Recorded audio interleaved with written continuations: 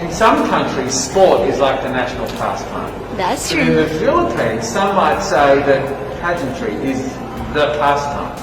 That's true. You know what? In the Philippines, we have pageants all over the places. Yes, we have pageants in the barangay, in school, national, local. That's why we really love Miss Universe. It's like it's giving pride and putting the Philippines back on the pedestal. That's why there's an added pressure as a candidate coming from a pageant-loving country. But it's a good pressure. I always look up to our former Miss Universe Philippines. They really did well in the competition.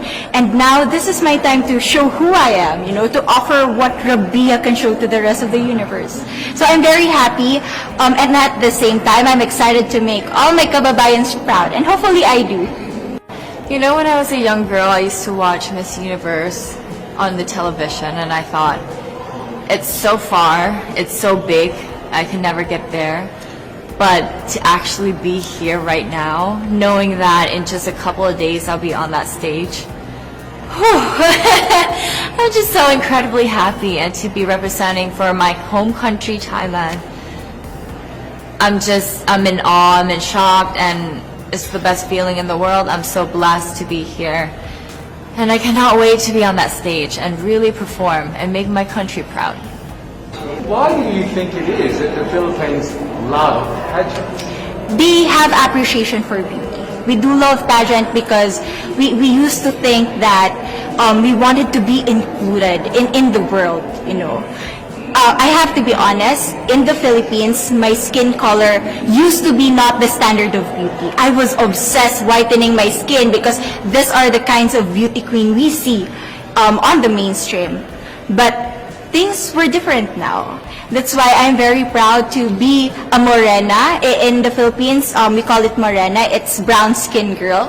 And to be able to represent, my color, my identity as a true Filipina. Well, first of all, congratulations. How does it feel to be here? Thank you. It feels amazing. I cannot believe that I'm here. With the COVID situation, I'm so glad that we're all here and that there's so many girls that are able to be a part of this competition. And what it makes me realize is that the world isn't that big.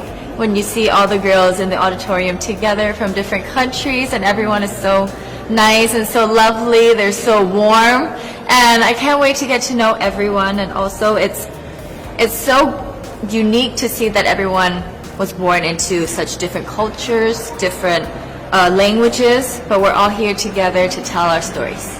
Tell me about your journey to being crowned Miss Philippines. In a world that, in a country I should say, that loves pageants. That must have been a very intense process. Tell me about, your journey to being Miss Philippines. Well, my journey was crazy. You know what? I started to be a dark horse. Nobody noticed me. Nobody knows I was in the competition up until the preliminary and the coronation night.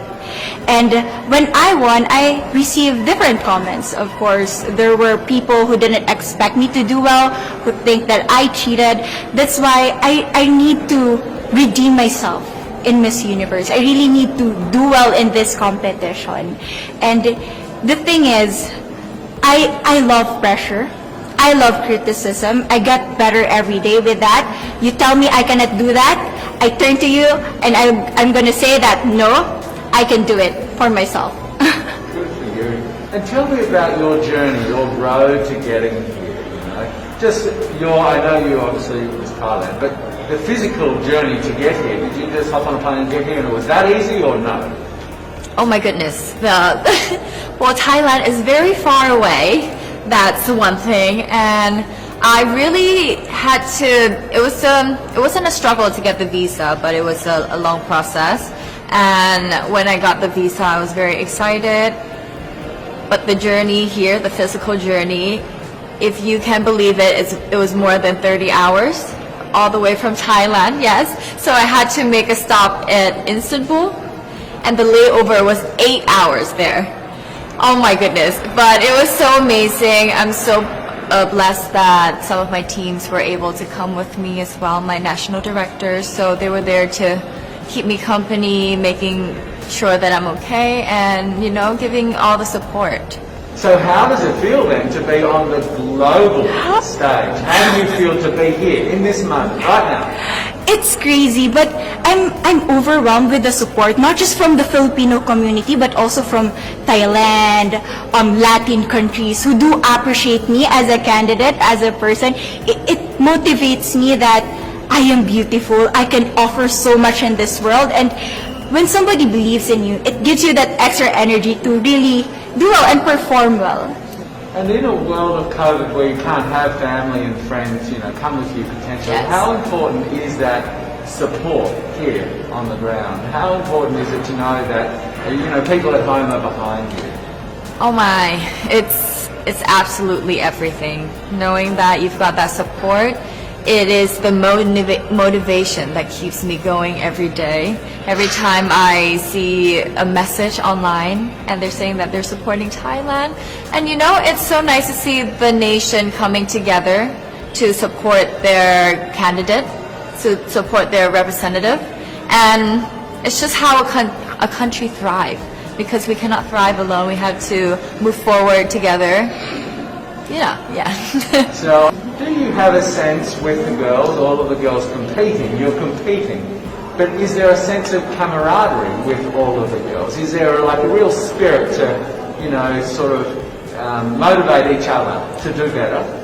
You know what? I have a different idea about Miss Universe. I thought it's going to be very competitive, in a healthy way, well, of course. But now I can see every girl helping each other, from fixing those hairs, from trying to zip up those outfits. It speaks of the closeness and the kind of camaraderie that we want to have. The goal of Miss Universe is not just to crown one girl, but also to build a genuine and long-lasting friendships among us.